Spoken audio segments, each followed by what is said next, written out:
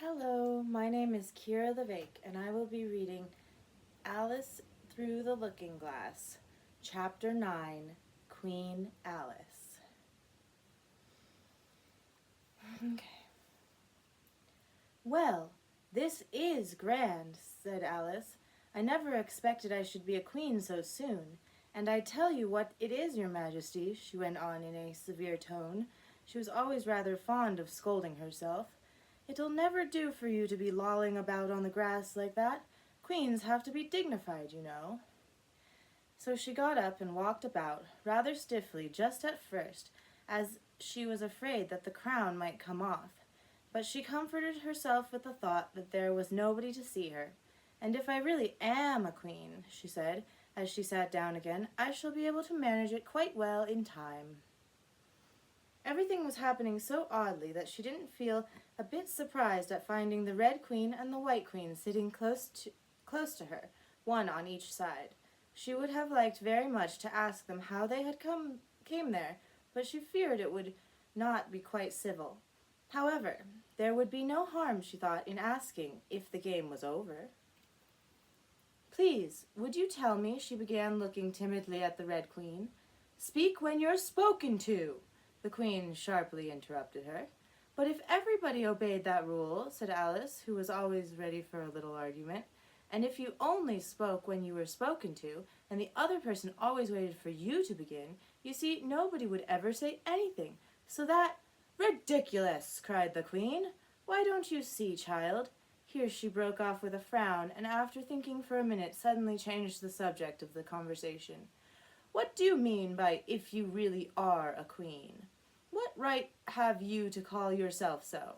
You can't be a queen, you know, till you've passed the proper examination, and the sooner we begin it, the better. I only said if, poor Alice pleaded in a piteous tone.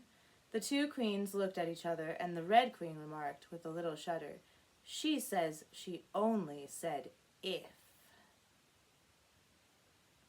But she had said a great deal more than that, the White Queen moaned, wringing her hands.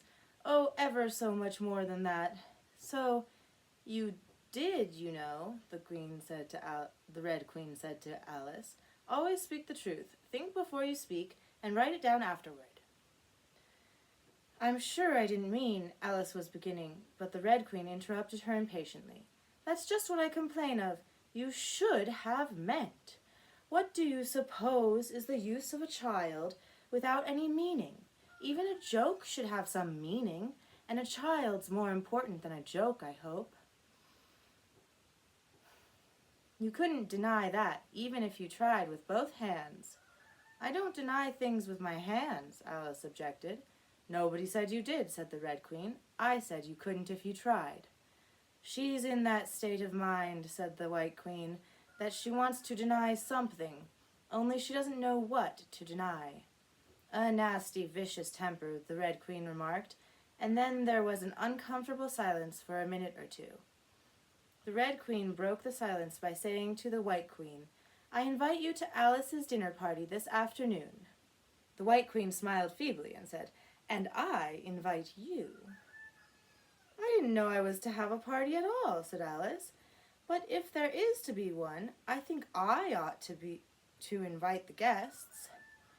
We gave you the opportunity of doing it, the Red Queen remarked, but I dare say you've not had many lessons in manners yet. Manners are not taught in lessons, said Alice. Lessons teach you to do sums and things of that sort. Can you do addition? The White Queen asked. What's 1 and 1 and 1 and 1 and 1 and 1 and 1 and 1 and 1 and 1 and 1? I don't know, said Alice. I lost count. She can't do addition, the Red Queen interrupted. Can you do subtraction? Take 9 from 8. 9 from 8? I can't, you know, Alice replied very readily. But she can't do subtraction, said the White Queen. Can you do division? Divide a loaf by a knife. What's the answer to that?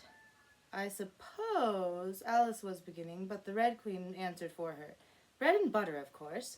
Try another subtraction sum. Take a bone from a dog. What remains? Alice considered. The bone wouldn't remain, of course, if I took it. and the dog wouldn't remain, it would come to bite me, and I'm sure I shouldn't remain." "Then you think nothing would remain?" said the Red Queen. "I think that's the answer." "Wrong as usual," said the Red Queen. "The dog's temper would remain. But I don't see how." "Why, look here," the Red Queen cried. "The dog would lose its temper, wouldn't it?" And here she is sitting with the queens.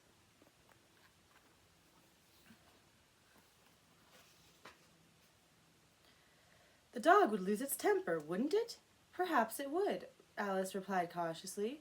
"Then if the dog went away, its temper would remain." The Queen exclaimed triumphantly.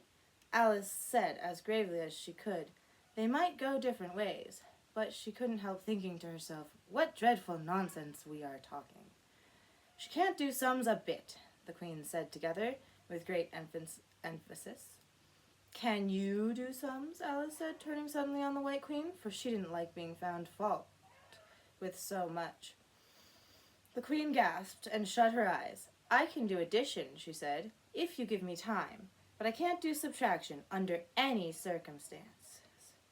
"Of course you know your ABC," said the Red Queen. "To be sure I do," said Alice. "So do I," said the White Queen, whispered. "We'll often say it over together, dear, and I'll tell you a great secret.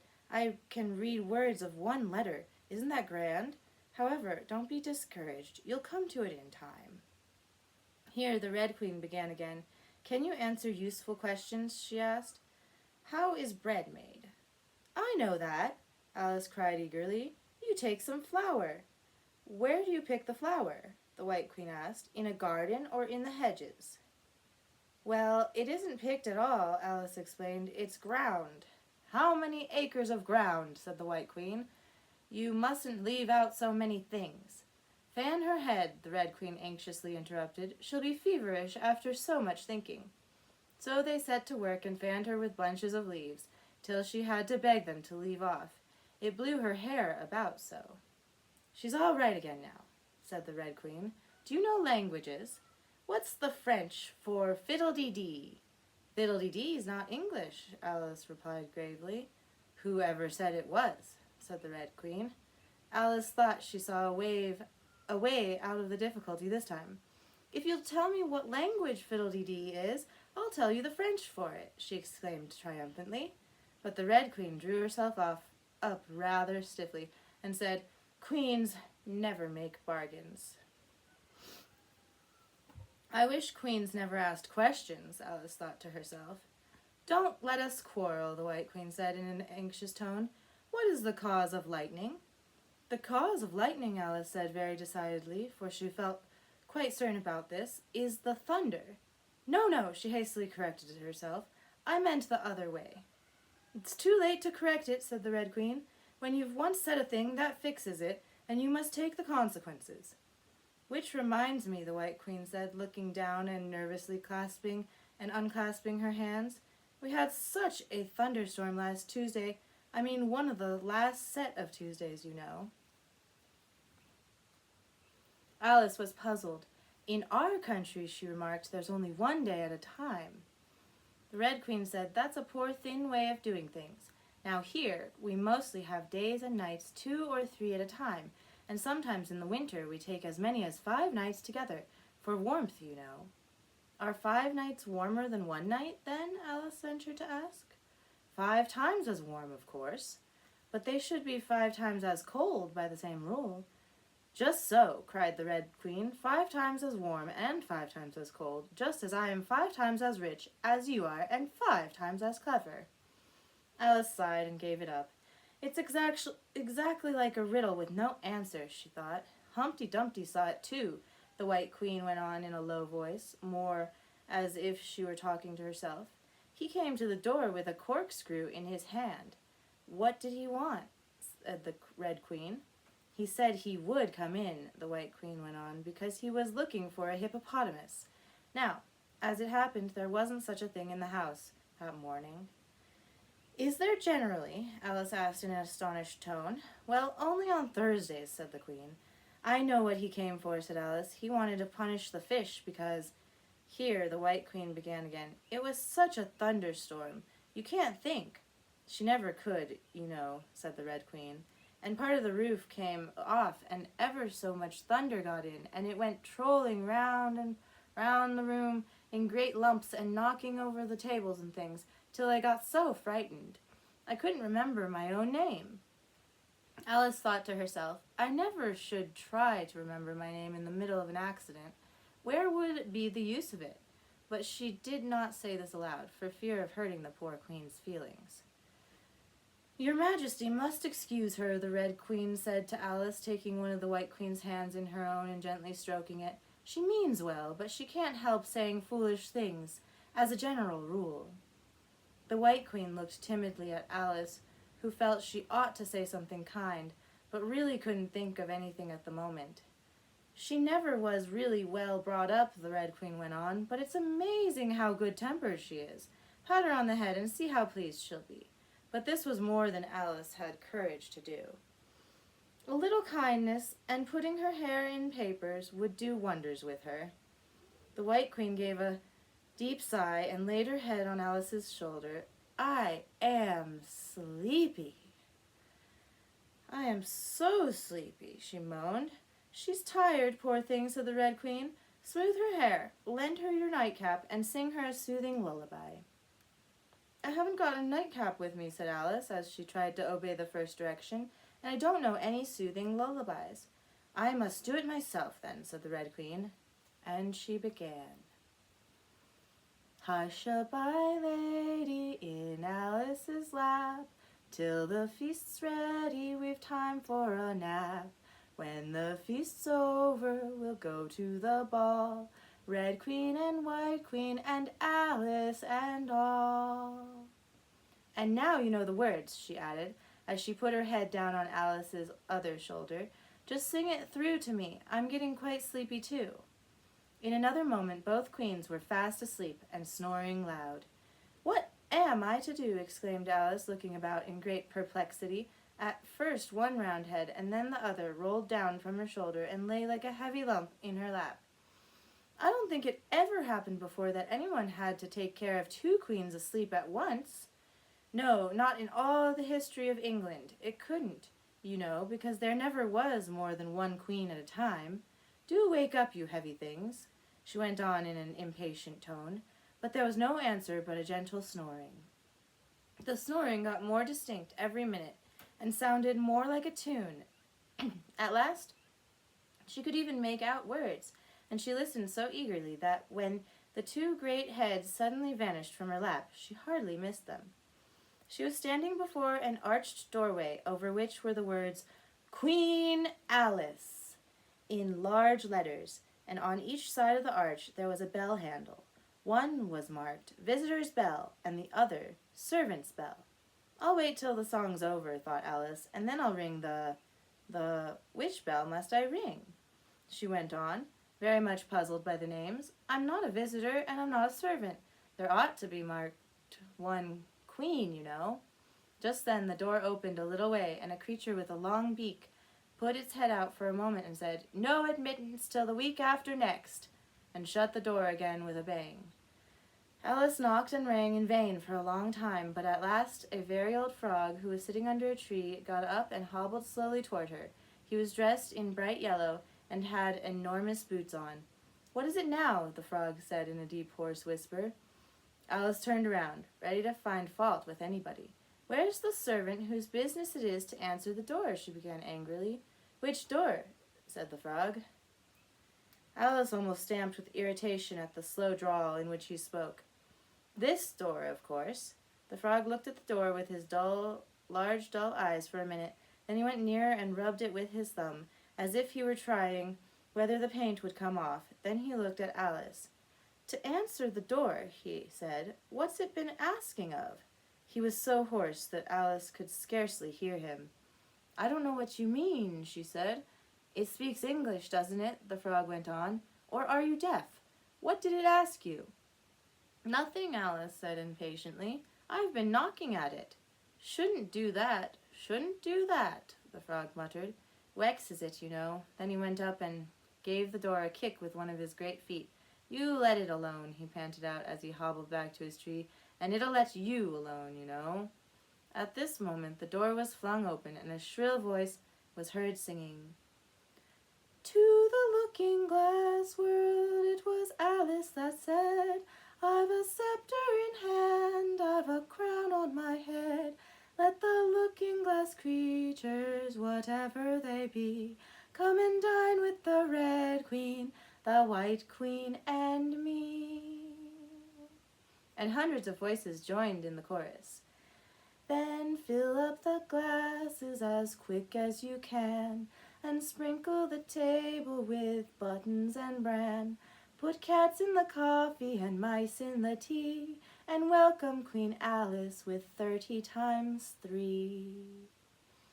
Then followed a confused noise of cheering, and Alice thought to herself, 30 times 3 makes 90. I wonder if anyone's counting. In a minute there was a silence again, and the same shrill voice sang another verse. Oh, looking-glass creatures, quoth Alice, draw near. 'Tis an honor to see me, a favor to hear. 'Tis a privilege high to have dinner and tea, along with the Red Queen, the White Queen, and me. Then came the chorus again. They fill up the glasses with treacle and ink, or anything else that is pleasant to drink. Make sand with the cider and wool with the wine, and welcome Queen Alice with 90 times 9. 90 times 9, Alice repeated in despair. Oh, that'll never be done. I'd better go in at once. And in she went, and there was a dead silence the moment she appeared. Alice glanced nervously along the table as she walked up the large hall and noticed that there were about 50 guests of all kinds. Some were animals, some birds, and there were even a few flowers among them. I'm glad they've come without waiting to be asked, she thought. I should never have known who were the right people to invite.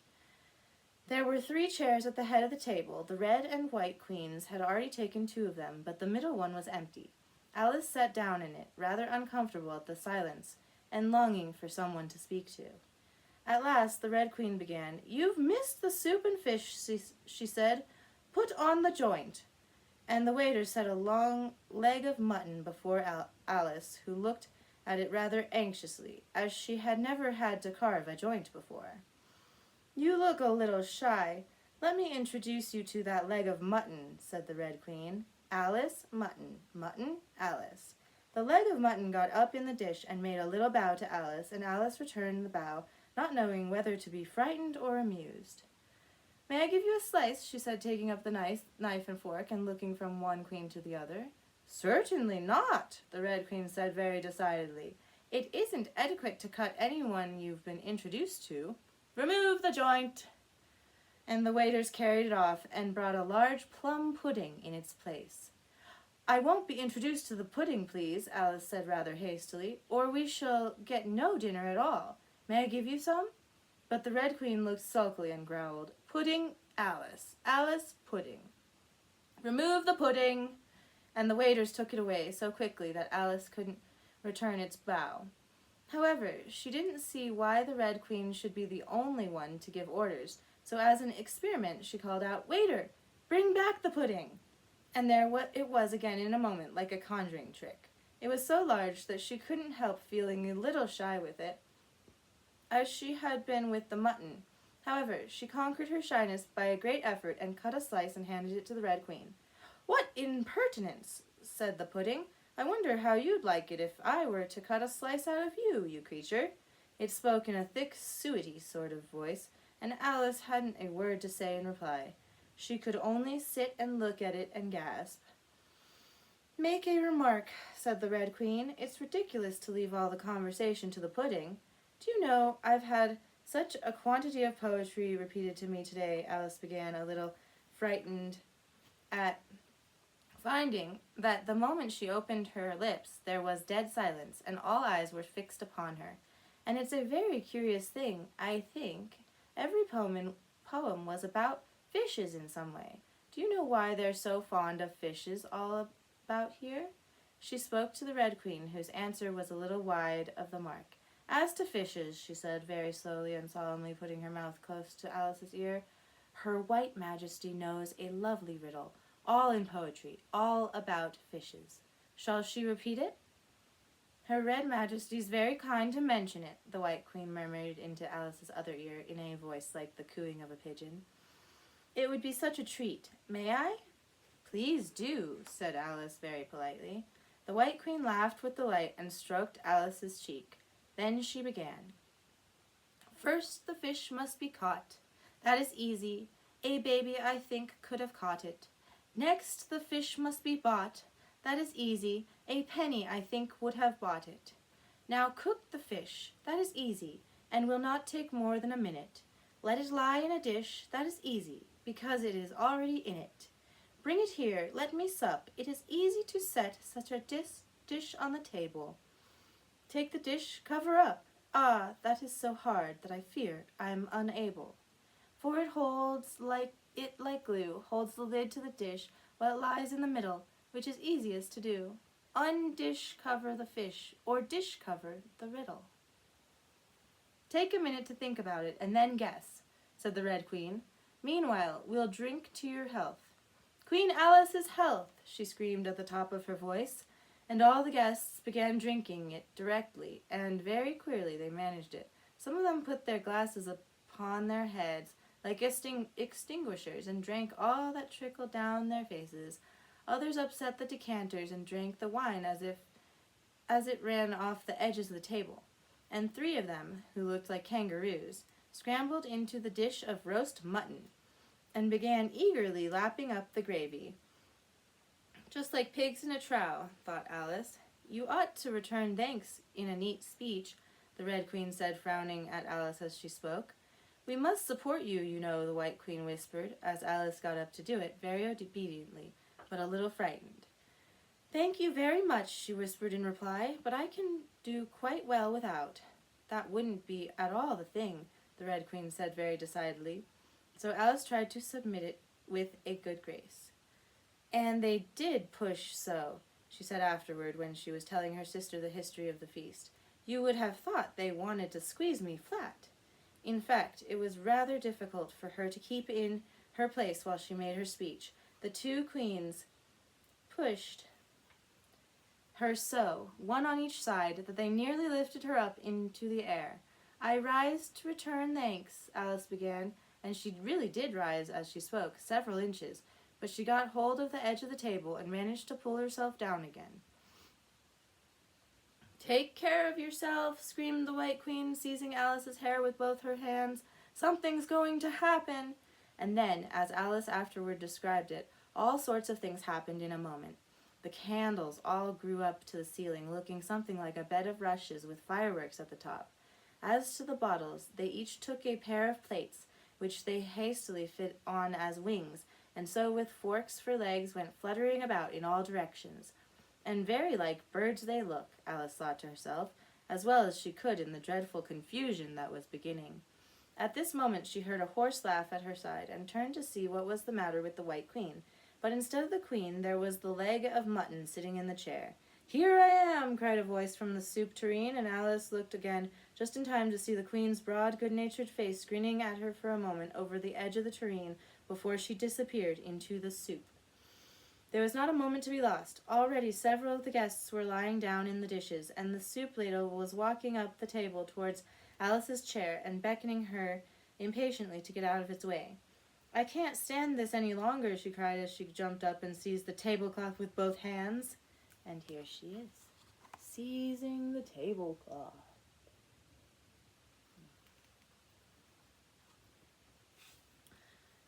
One good pull, and plates and dishes, guests and candles came crashing down together in a heap on the floor. And as for you, she went on, turning fiercely upon the Red Queen, whom she considered as the cause of all the mischief. But the Queen was no longer at her side. She had suddenly dwindled down to the size of a little doll, and was now on the table merrily running round and round after her own shawl, which was trailing behind her. At any other time, Alice would have felt surprised at this, but she was far too much excited to be surprised at anything now. As for you, she repeated, catching hold of the little creature in the very act of jumping over a bottle which had just lighted upon the table, I'll shake you into a kitten, that I will.